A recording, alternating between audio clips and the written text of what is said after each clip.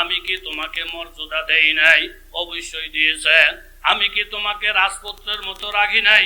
বলে অবশ্যই রেখেছেন।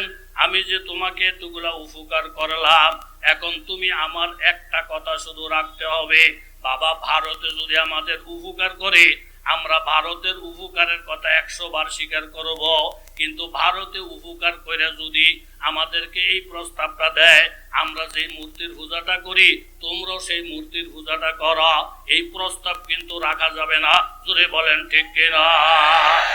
ইউসুফ আলাইহিস সালামকে বললেন, ইউসুফ, আমি যে তোমার প্রতি এহসান আর দয়া করেছি, এই কথা কি তুমি অস্বীকার করতে পারবা? ইউসুফ বলেন, কখনো পারবো না। আপনি আমাকে বহু যত্ন করেছেন, খাওয়ায় কোনোদিন কষ্ট দেন নাই, পড়ায় কোনোদিন কষ্ট দেন নাই, আমার চাহিদার থেকে আরো অনেক বেশি বেশি নিয়ামত আপনি আমাকে প্রদান করেছেন।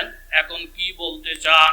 বলে, এখন আমি বলতে চাই তুমি আমার মনের আশাটা পূরণ করতে হবে। বাবা আপনারা তো কমবেশ বুঝেন, জুলাইখার মনের আশাটা যদি পূরণ করে তাহলে এটার নাম হবে জিনা। জিনা করা কবিরা গুনাহ, জিনা করা হারাম। জিনার কর্ম করলে রহমত উঠিয়া যায়, বরকত উঠিয়া যায়, আল্লাহ তাআলা নাজ হয়ে যায়। জুলাইখা যে প্রস্তাবটা করতেছেন ইউসুফ আলাইহিস সালামের কাছে, ইউসুফ বললেন, দেখেন ম্যাডাম, আপনি আমার একজন মালিক, আপনার থেকে আরো বড় একজন মালিক আসমানের মধ্যে আছে।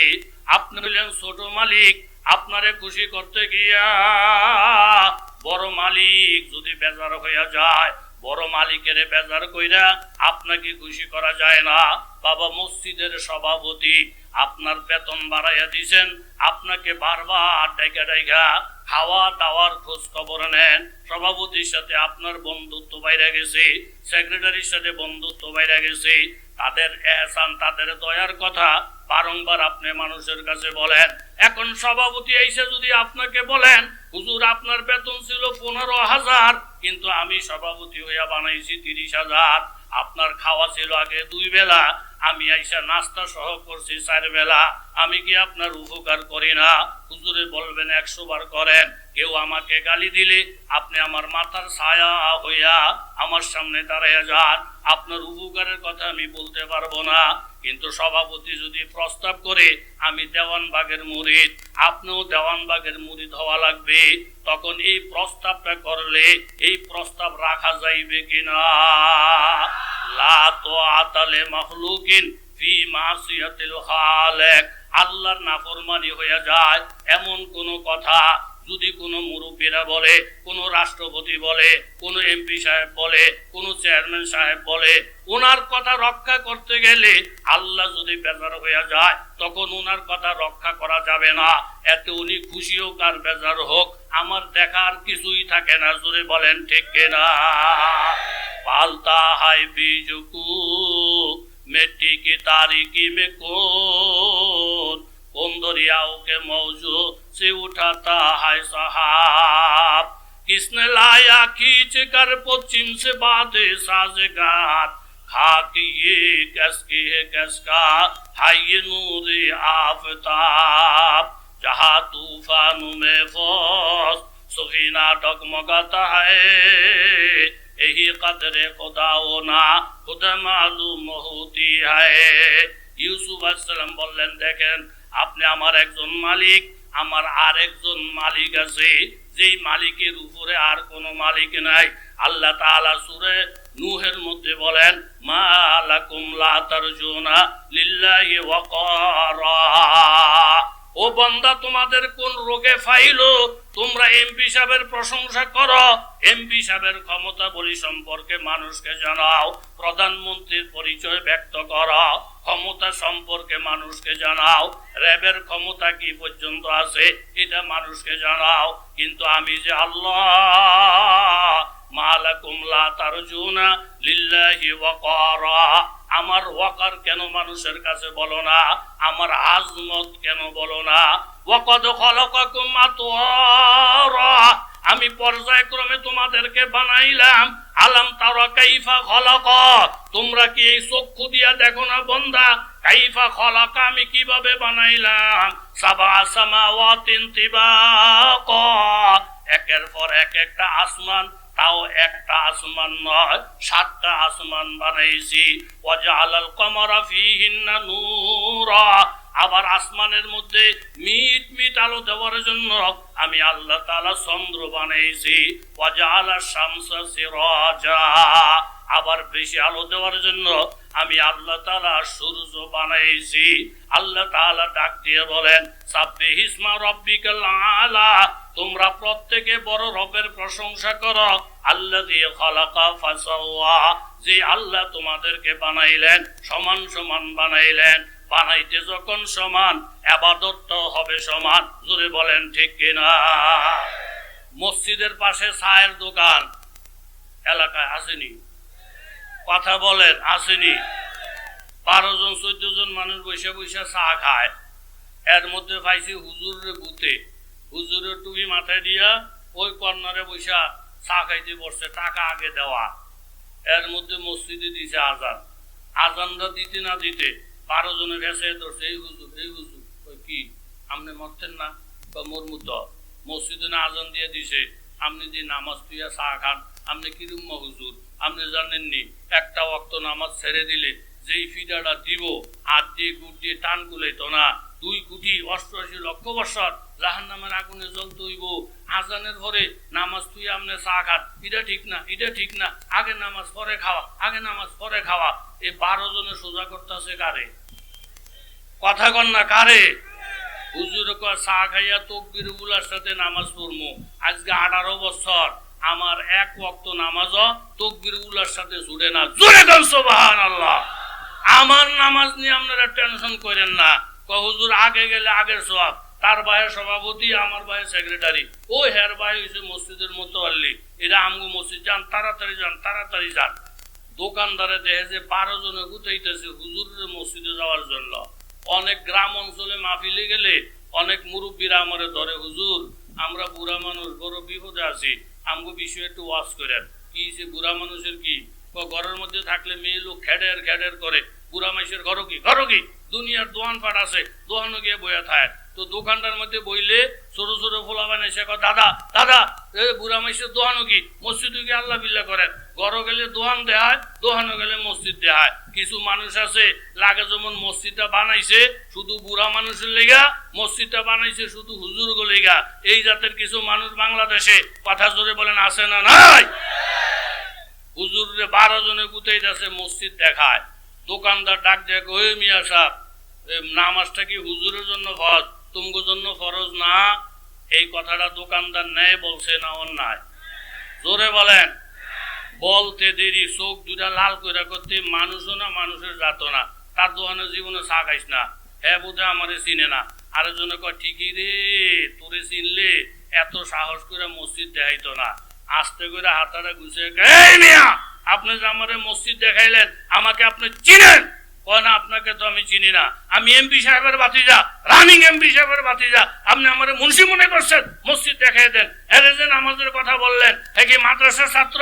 5টা বাড়ি ঢাকা শহরে, মাস শেষ হলে 5 লক্ষ টাকা ইনকাম। এর যে মসজিদ দেখাইলেন, কি মাদ্রাসার ছাত্র, ঢাকা ইউনিভার্সিটির মাস্টার্সের 4th বর্ষের ইংলিশ মিডিয়ামের ছাত্র। আপনি কারে মসজিদ দেখাই দিতেছেন? এদের কথাবার্তার দ্বারা বোঝা যায় আমরা কি মুন্সি নাকি চরমনের মুরিদ নাকি মসজিদে যাব।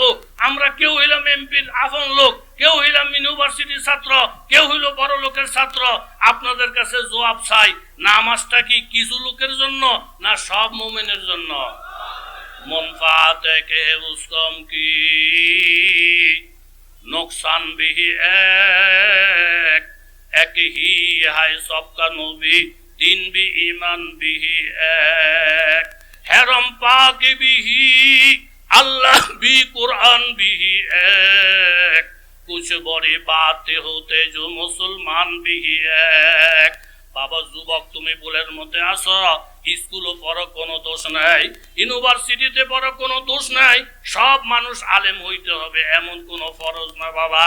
কেউ ইমাম হবে, বাকিরা মুসল্লি হবে। কেউ ড্রাইভার হবে, বাকিরা প্যাসেঞ্জার হবে। কেউ ডাক্তার হবে, বাকিরা রোগী হবে। কেউ দোকানদার হবে, বাকিরা কাস্টমার হবে। সব মানুষ মাদ্রাসায় পড়া বড় বড় আলেম হওয়া ফরজ না বাবা, কিন্তু একটা বিষয় ভুলিয়া যায় না, স্কুল কলেজের মধ্যে লেখাপড়া করি, এক ওয়াক্ত নামাজও ছুটে না, এমন লক্ষ লক্ষ যুবক বাংলার জমিনে আছে না নাই? আর একজন এমপি, একজন মন্ত্রী মহোদয়, অথচ এক ওয়াক্ত নামাজও ছাড়ে না। 10টা 20টা বাড়ির মালিক, এক ওয়াক্ত নামাজও ছুটে না। এমন লক্ষ লক্ষ শিল্পপতি বাবারা বাংলার জমিনের মধ্যে আছে। বাবা তুমি ভুল পথের মধ্যে আসো। আপনার ইমাম, আমার ইমাম, ইমাম আজম আবু হানিফা রহমতুল্লাহ আলাইহি, যিনি 40 বছর পর্যন্ত এশার নামাজের ওযু দিয়া ফজর পড়েছেন, অর্থাৎ রাত্রিতে তিনি ঘুমান নাই, যেই ঘরটার মধ্যে ওনার ইন্তেকাল, ওইখানে 7000 বার মাবুদের কোরআন তেলাওয়াত কইরা খতম করেছেন। ইন্তেকালের পরে আমানতের টাকাগুলা বাদ দিয়া ওনার নিজস্ব যে সম্পদ ছিল 56 কোটি টাকা, বর্তমানে কত হাজার কোটি টাকা হবে। এত কোটি কোটি টাকার মালিক হইয়া ইমামে আজমের কোনদিন তাকবীরে উলা ছুটল না, তাহাজ্জুদের নামাজ ছুটল না। বাবা তুমি টাকার গরম দেখাইয়া নামাজ ছেড়ে দিতে সহজ মনে করলা, স্কুল কলেজের খরচ দেখাইয়া তুমি নামাজ ছেড়ে দিতে বাবা বাধ্য হইয়া গেলা। এই কথাটাই তো আমার আল্লাহ তাআলা বলেন, আল্লাযী খালাকা ফাসাওয়া, আমি তোমাদেরকে সমান সমান বানাইছি। বানাইতে যখন সমান, ইবাদতের মধ্যেও সমান। নামাজটা যখন শেষ হয়ে যাবে, ডাক্তার যখন রোগী নিয়ে বসে যাবে, চেয়ারম্যান যখন বিচার নিয়ে বসিয়া যাবে, এমপি সাহেব যখন রাষ্ট্রীয় কাজকর্ম নিয়ে ব্যস্ত হয়ে যাবে, আবার আসরের আজান হয়ে গেছে, এমপি সাহেব মসজিদে, চেয়ারম্যানও মসজিদে, হুজুরও মসজিদে, স্কুল কলেজের ছাত্ররাও মসজিদে। আমার নবীজি ডাক দিয়ে বলেন, তুমি 5 ওয়াক্ত নামাজ পড়া মাঝখানের সময়টার মধ্যে দুনিয়ার যে কাজ কারবার করবা, এই কাজকর্মগুলো যদি হালাল হয়, তোমার দুনিয়ার কাজ কারবারটাকে আমি আল্লাহ তাআলা ইবাদত বানাইয়া দিব। তাহলে বানাইতে যখন সমান, ইবাদতও হবে সমান। জোরে বলেন ঠিক কিনা? হযরত ইউসুফ আলাইহিস সালাতু ওয়াস সালাম আল্লাহ তাআলার প্রশংসা করেন, আর আল্লাহ বলেন আমার মাবুদের ওয়াকার কেন বয়ান করো না? কে সি মুরগে দর কাফে কিসমত খোরাত, বসেতা নামক কিতাবের মধ্যে শেখ সাদি রহমতুল্লাহ আলাইহি বলেন আল্লাহ তাআলা এত বড় সি মোরগ নামে একটা মোরগ বানিয়েছেন।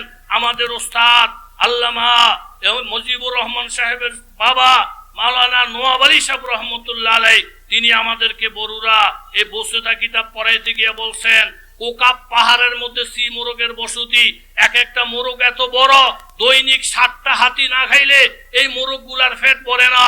একটা মোরগ যদি 7টা হাতি খাইয়া তার পেট ভরা লাগে, বিশ্বকোষের মধ্যে লেখা দৈনিক একটা তিমি মাছ 10 টন খাবার যদি গ্রহণ না করে, তাহলে তার পেট ভরে না। 10 টন খাবারের ব্যবস্থা যে আল্লাহ করেন, 7টা হাতি প্রতিদিন যোগাইয়া যেই মোরগের খাবারের ব্যবস্থা করেন, আপনার আমি যদি আল্লাহ ওয়ালা হই, তাহলে আপনার আমার খাবারের ব্যবস্থা 100% আমি যদি অটল থাকি, আমার আল্লাহ করতে পারবেন। জোরে বলেন ঠিক কিনা? একটু ধৈর্য ধরার দরকার আছে না নাই? হযরত মূসা আলাইহিস সালাতু ওয়াস সালাম নদীতে ভাসতে ভাসতে যখন ফেরাউনের সিংহাসনের মধ্যে গিয়ে ধাক্কা লাগলো, বিবি আসিয়া বাক্সটা উঠাইলেন, উঠাইয়া একটা মন্তব্য করলেন, ক্বালাত ইমরাতু ফিরাউন কুররাতু আইনিন লি ওয়া লাক লা তাকতুলুহু আসা আইয়ানফানা আও নাত্তাখিযুহু ওয়ালাদা। ও ফেরাউন, যে বাচ্চাটা পাইলাম, এই বাচ্চার দিকে নজর দিয়ে আমার চোখ ঠান্ডা হয়ে গেছে, তুমিও একটু নজর কইরা দেখো। ফেরাউনও নজর কইরা দেখা আসিয়ার কাছে মন্তব্য করে, ফেরাউন এই বাচ্চা দেখে তোমার কলিজা ঠান্ডা হয়ে গেছে, কিন্তু আমার কাছে বেশি ভালো লাগে নাই। বিবি আসিয়া হযরত মূসা নবীকে দেখা যখন বললেন আমার কাছে ভালো লাগে, কলিজা ঠান্ডা হয়ে গেছে, আল্লাহ তাআলা হেদায়েতের জন্য কবুল করলেন। কেউ যদি টুপিওয়ালা দাড়িওয়ালা আল্লাহওয়ালা দেখা বলে, আল্লাহওয়ালাদেরকে দেখলে বড় শান্তি লাগে। লোকটা যদি নামাজি নাও হয়, লোকটা যদি গুনাহগার হয়, এই ভালোবাসাটা তার হেদায়েতের কারণ হবে। জোরে বলেন ঠিক কিনা?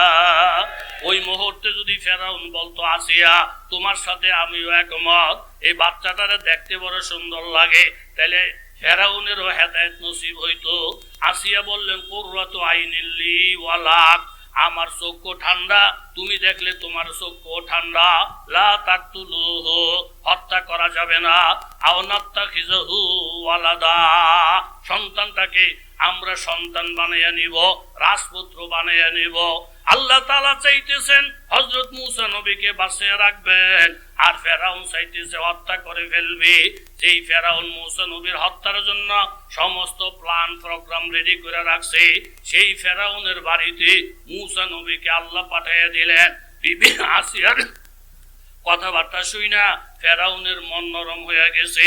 তাইলে শিশু বাচ্চাকে এখন দুধ খাওয়ানোর দরকার। ঘোষণা করে দিলেন যেই মহিলার স্তনে দুধ আছে, এই বাচ্চাকে যারা দুধ খাওয়াবে রাষ্ট্রীয়ভাবে তাদেরকে বেতন দেওয়া হবে।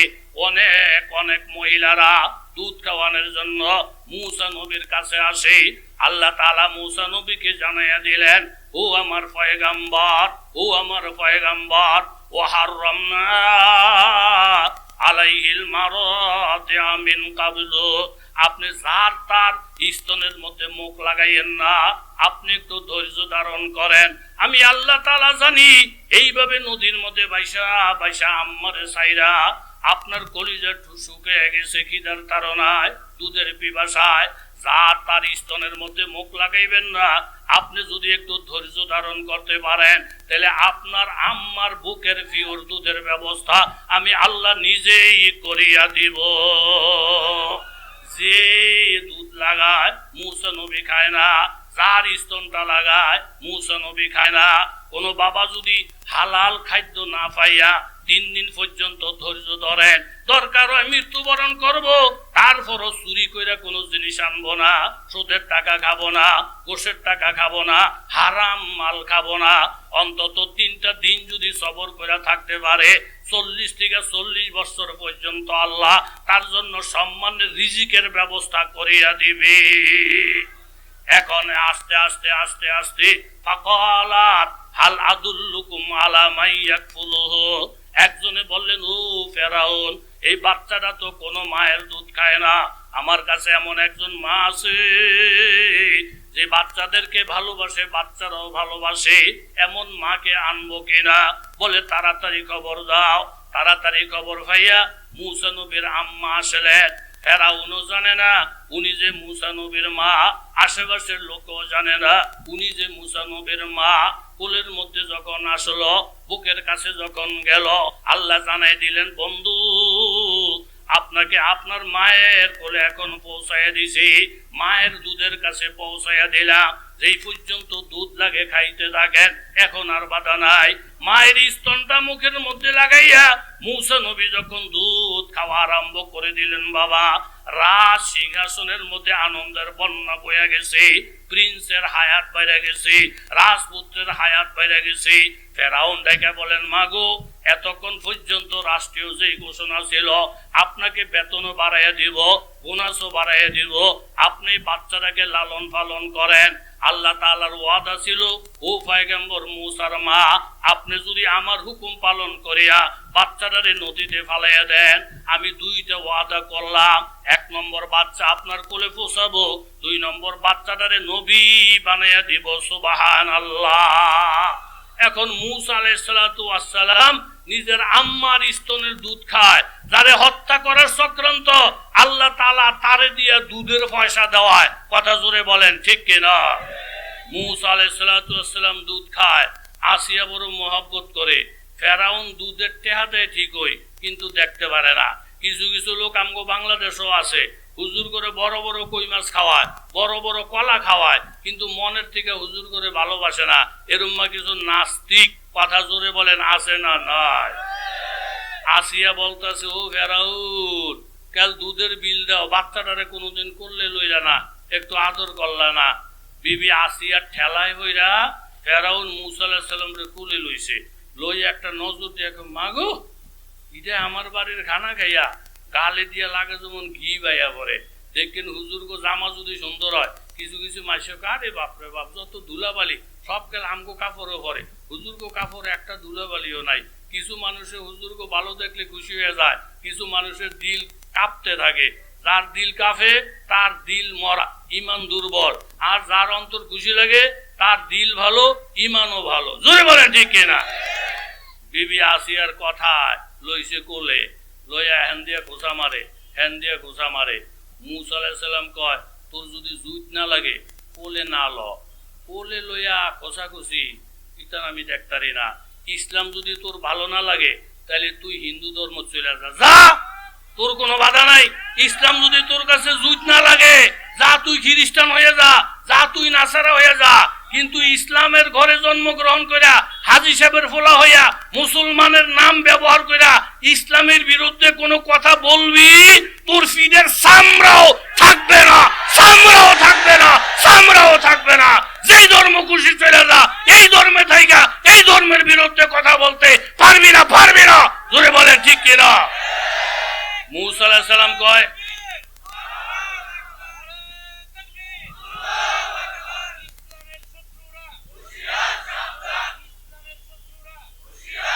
জুত না লাগলে কোলে না ল, কোলে লই আদরের বান্ধে হ্যাঁ খোঁচাখুচি, দুইবার খোঁচা দিস সহ্য করছি।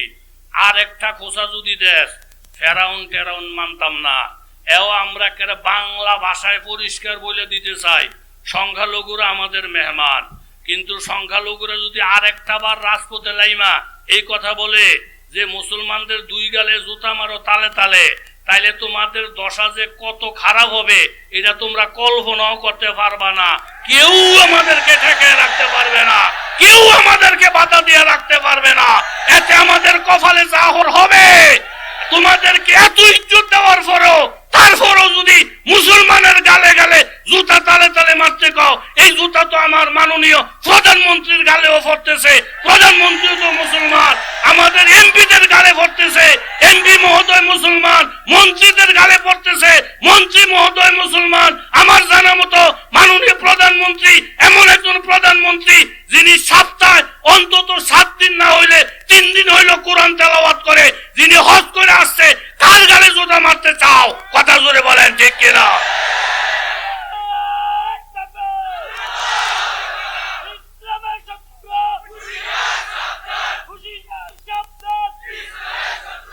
এত রং নামিয়া সাপ মুসলমান আছে থাকবে, কথা জোরে বলেন ঠিক কিনা? 200 কোটির মতো আছে মুসলমান। শুধু একটা দুর্ভাগ্য, এখনো যদি সব মুসলমান এক হয় পাতেল ফলানের জায়গাও পাইতো না, ঠিক নেই। জামাই বউর মধ্যে ঝগড়া, একটা আরেকটারে দেখতারে না, একজন আরেকজনের লোকে মিল নাই। হঠাৎ করে চোর ঢুকছে, ঢুইকা মেয়ে লোকের কানের জিনিস, গলার হার, নাকের হুল, মাথার টিকলি এগুলো ধরে টানাটানি শুরু করছে। মেয়ে লোক, মা গো আমিও একা, চোরা একা, চোর তো চোর হই। এখন আমি যদি চুপ করে থাকি আমার জিনিস লয়ে যাবে, একটু পরে আমারও আলগি দিয়ে লয়ে যাব। বেরি তাড়াতাড়ি গিয়ে স্বামীরে জড়াইয়া ধরছে। স্বামী কয়, কি গো বিবি, এই মহাব্বতের লেগে কত তাবিজ তোমার, কত ওয়াজ নসিহত, কিছুতে মহাব্বত হইল না, আজকে দি হঠাৎ আমারে জড়াইয়া ধরছ? কয় ঘরে চোর ঢুকছে, ঢুকে আমার জিনিসপত্র লইয়া যায়, আমারও লইয়া যাবো গা। তা আমি দৌড় দিয়ে যখন আমনেরে জড়াইয়া ধরছি, আমনের আমি যখন এক হয়ে গেছি, ওই যে দেখেন চোর ফলাইয়া যায়। এখন এই বেটা ডাক দিয়ে, ও চোর, বেশি দূরে গিয়ে না থাকলে শোনো, আবার যদি আমাকে জামাই বউর মধ্যে ঝগড়া লাগে তখন তুমি কিন্তু আবার আইও, তোমার না দেখলে বউ সোজা হয় না। কথা জোরে বলেন ঠিক কিনা?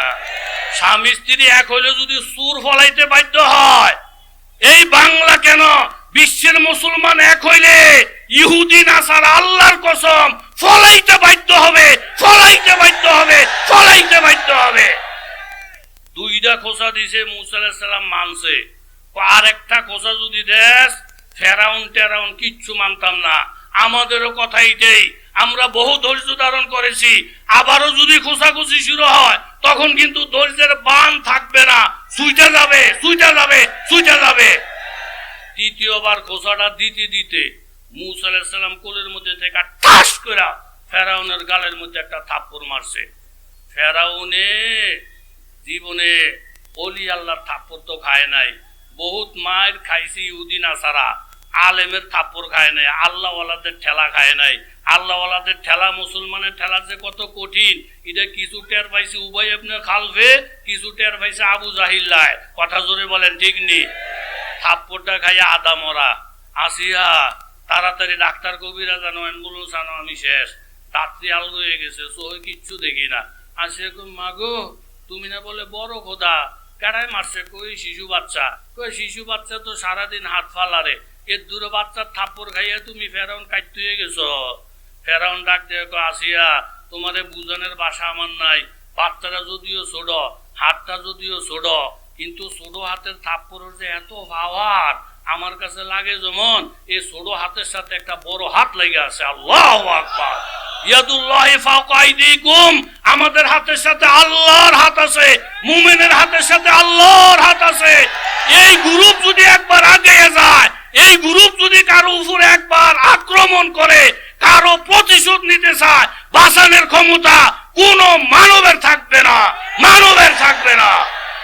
ইতিহাস সাক্ষী, জোরে বলেন ঠিক কিনা? জুলাইখারে বললেন ম্যাডাম আমনে আমার একজন মালিক, আর একজন মালিক আসমানে, আছে না নাই? আমগো আরেকজন বড় মালিক, জোরে বলেন আছে না নাই? এখন আপনারে খুশি করতে গেলে বড় মালিক যদি বেজার হয়ে যায়, এরুম্মা কাজ আমি করতে পারবো না। আমাদের এই বিশাল সম্মেলন, হাজার হাজার সম্মেলন থেকে ওলামা ডেমরা থানার ওলামা ঐক্য পরিষদের এই মহাসম্মেলন থেকে ঘোষণা, আমরা আব্বারে মানি, আম্মারে মানি, চেয়ারম্যান মানি, এমপি সাহেব মানি, মাননীয় প্রধানমন্ত্রী মানি, পুলিশ প্রশাসনকে মানি, র্যাব প্রশাসনকে মানি। আমরা যে আমগরে একটু উপকার করে আমরা এর 100 উপকার করতে রাজি হই।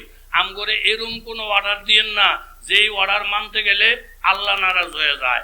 আল্লাহ নারাজ হয়ে যাব এরম অর্ডার যদি আমার বাপেও দেয়, বাপের হুকুম মানবো না, মানবো না, মানবো না। ইউসুফ আসসালাম বললেন দেখেন ম্যাডাম আপনি আমার একজন মালিক, আর একজন মালিক আমার উপরে আছে, আমনেরও বানাইছে আমারও বানাইছে। কথা জোরে বলেন ঠিক নেই? আমনেরে খুশি করতে গেলে বড় মালিক বেজার হয়ে যায়, এরুম্মা খুশি আমনের আমি করতে, কথা কন করতে। জোলাইখা কো মুন্সি মানুষ তো সোজা আঙ্গুলে ঘি খাইতো না, আঙ্গুল বেহা করন লাগবো। আমগরে বহুত মানুষ বেহা করে দেখছে না, আমগরে হিরেই তারে না। কথা জোরে কন ঠিক নেই? পারবো কেমন? আসলে কথা লাম্ব হয়ে যাব। এক বাচ্চারে ভাইছে ভূতে, হ্যাঁ একটা হুকুম দিছে আমারে যে নতুন কথা শোনাইবো রাষ্ট্রের অর্ধেক দিয়ে দেব। বহুত মানুষ রাষ্ট্রের অর্ধেক নেওয়ার লিগা অনেক নতুন কথা শোনায়। বাচ্চায় শুই নেই কয় কি আমি ভারী, আমি ভারী। আরেকজন ডাকতে তো হ্যাঁ আরেক নতুন কথা বলে, বাচ্চায় মনোযোগ দিয়ে শুই না আমি ভারী ভারী। আরেকজন ডাকতে যে যত কথা বলে সব বাসায় বাড়ে, সব বাসায় বাড়ে। পুরস্কার নিতে পারবো নি? কথা কন না কা? একজন হুজুর 3 মাস বেতন বাহি, এখানে কিসের ভিড়? এখানে পুরস্কার নেওয়ানোর ভিড়। কি পুরস্কার? যে নতুন কথা বলবে হ্যাঁ পুরস্কার দিব। হুজুর কেউ হারছেনি, ও হারে না। কি লিগা? যে যত কথা কয় বাসায় বাড়ে, এত পণ্ডিত। হুজুর কয় হ্যাঁ করে বেতন যায়, কিন্তু আলেম বেতন যায় না। হ্যাঁ একটা নতুন কথা শোনা পুরস্কার নেওয়া 1-2 এর ব্যাপার মাত্র। কথা জোরে কন ঠিক নি? এই বেশি যদি লাফালাফি করে নাস্তিক ব্লগারেরা ইদিরে কবর দেওয়া আমগুলিকে 1-2 এর ব্যাপার মাত্র, কিন্তু আমরা করি না, আমরা করি না, করি না। কথা জোরে বলেন ঠিক কিনা? এই 8 জনের আর 13 জনের মিছিল শাপলা চত্বরের যে লক্ষ লক্ষ মানুষের দল ছিল, ফ্রান্সের বিরুদ্ধে দূতাবাস ঘেরা হয়, চরমনের আল্লাহর ওলির হেফাজতের যেহেতু দল ছিল, ওই সমস্ত লোকগুলোর সামনে পড়লে আল্লাহর কসম ফারাত তলে ফইরা সব নিঃশেষ হয়ে যাইত। ফিডার লাগতো না, শুধু ফারাত তলে ফইরা বর্তা হয়ে যাইত। জোরে বলেন ঠিক কিনা? বেটা লাশ শরম লাগে না? যেখানে লক্ষ লক্ষ মানুষের সমাগম, হ্যাঁ 8 জনের কিসের প্রতিবাদ? লাজ নাই, লজ্জা নাই। কথা জোরে বলেন ঠিক নেই? একটা নতুন কথা শোনাইয়া পুরস্কার নেওয়া একজন আলেমের লিগা, আলেমের লিগা 1-2 এর ব্যাপার। কি লিগা? আলেমের তো পাওয়ার কা, পাওয়ারটা হইলো আল্লাহ দিছে পাওয়ার। জোরে বলেন কে দিছে? সূরাতুত তাহরিম 28 পারা। ইয়াউমা লা ইউখজিল্লাহুন নাবিয়্যা ওয়াল্লাযীনা আমানু মা'হু নূরুহুম ইয়াসআ বাইনা আইদিহিম ওয়া বিআইমানিহিম ইয়াকুলুনা রাব্বানা আতমিম লানা নূরানা ওয়াগফির লানা ইন্নাকা আলা কুল্লি শাইইন কাদির। আল্লাহ বলেন, ও দুনিয়ার মানুষেরা, তোমরা ওই দিনের কথাটাকে স্মরণ রাখো যেই দিন আমি আমার নবীকে অপমান করব না, আমার নবীর সাথে যারা ঈমান আনছে তাদেরকে অপমান করব না, দুনিয়াতে অপমান করব না, আখিরাতে অপমান করব না। তাহলে মুমিনদের ইজ্জত দিবেন কেডা? নবীদের ইজ্জত দিবেন কেডা? একমাত্র আল্লাহ। হুজুরে বলেন, এটা নতুন কথা শোনাইয়া একটা পুরস্কার নেওয়া একটা হক্কানি আলেমের জন্য 1-2 এর ব্যাপার, 1-2 এর ব্যাপার। হুজুর এত রং মনে করেন না, যে যা কয় সব পারে, সব পারে। হুজুরে গেছে গিয়ে একটা সালামালকে দিয়ে বাদশাহ একটা নতুন কথা শোনাইলে রাষ্ট্রের অর্ধেক দিবেন। বাদশাহ কই দেমু। ঠিক নি? ঠিক নি? ঠিক। হুজুর কয় নতুন কথাটা হইল এই, আমার আব্বা আমনের আব্বার কাছে 500 কোটি টাকা পাইতো, এই কথাটা আগে জানেননি। বাদশাহ যদি কেউ জানি তো শুনছি তো, এটা তো আগেই জানি, তো টেহা দেন না কা। আর যদি কেউ মা গো মা এরম মা কথা আমি জীবনও শুনি নাই, তাহলে দেন রাষ্ট্রের অর্ধেকটা দেন। এদিকে গেল বিপদ, সেদিকে গেল বিপদ। নবীদের ধরা শক্ত ধরা, ওলি আল্লাহদের ধরা শক্ত ধরা, মুমিনদের ধরা শক্ত ধরা। ধরে বলেন ঠিক কিনা? যারা খাইছে এরা টের পাইছে, খান নাই তো টের ভার নাই। হযরতে ইউসুফ আলাইহিস সালাম বললেন, দেখেন ম্যাডাম, আপনার মালিক আর একজন মালিক আছে, মানে আপনারে খুশি করতে গিয়ে বড় মালিক বেজার করতে পারতাম না। জোলাইখা মনে করছে সোজা আঙ্গুলে ঘি খাইতো না, আঙ্গুলের বেহা করলে মনে ইউসুফ টাইট হইয়া যাব। এরকম কতজনে কত কিছু কইরা দেখছে, চামড়া গুলো উঠাইয়া দেখছে, তারপরও কলমা ছাড়ে নাই। বুকের মধ্যে পাথর চাপ দিয়ে রাখছে বেলালে হাফসির, তারপরও কলমা ছাড়ে নাই। রৌদ্রের মধ্যে শোয়াইয়া রাইখা দেখছে, তারপরও কলমা ছাড়ে নাই। এরকম 3 বছর পর্যন্ত আমার নবীকে সামাজিক ভাবে বয়কট করে রাখছেন, তারপরও কলমা ছাড়ে নাই। এই দল হলো এই দলগুলা। কথা জোরে বলেন ঠিক কিনা? সোজা আঙ্গুলে ঘি খাইতো না ইউসুফ, তুমি জেল খাটার জন্য প্রস্তুত হয়ে যাও, আমি তোমার বিরুদ্ধে মামলা রেডি করবো। আর আমি মামলা দিলে জামিন চাউন্য হইতা না। ইউসুফ আলাইহিস সালাম চিন্তা করলেন, জোলাইখারে খুশি দিলে, জোলাইখারে খুশি করলে রাষ্ট্রীয় সব সম্মান পামু, কিন্তু আল্লাহ বেজার হইব। আমরা কি দালালি করতে পারি না? ইহুদি নাসারা দালালি কইরা কত মাসে কোটি কোটি টাকার মালিক হয়। নবীরে গালি দিলে বিদেশ থেকে কোটি কোটি টাকা পায়। এরকম গু খাওয়াই না কিছু দালাল বাংলাদেশও জোরে বলেন আছে না নাই? ইউসুফ আলাইহিস সালাম চিন্তা করে গেলেন, জোলাইখারে খুশি করলে রাষ্ট্রীয় মর্যাদা পাই, আল্লাহ বেজার হয়। আর আল্লাহরে খুশি করলে জোলাইখা বলে জেল দেয়, কোনরাত যাই কোনরাত যাই। তখন তিনি যে মত ফেস করলেন, আল্লাহর কাছে এত পছন্দ হইল ওনার মতামতটা, এই কথাটা আল্লাহ তাআলা কোরআনের আয়াত হিসেবে নাজিল করছেন। জোরে কোন সুবহান। রব্বি আসসিজনু আহাব্বু ইলাইয়া মিম্মা ইয়াদউনানি ইলাই।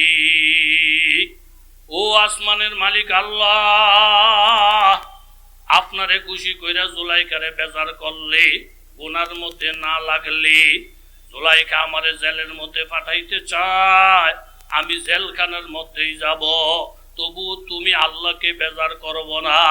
আমি আমার চাকরি প্রয়োজনে ছাড়বো, তবু আমি আল্লাহরে বেজার করব না। আমি দরকার হয় মানুষের গালিগালাজ খাবো, তবু আল্লাহরে বেজার করব না। এটা হইল কোরআনের শিক্ষা।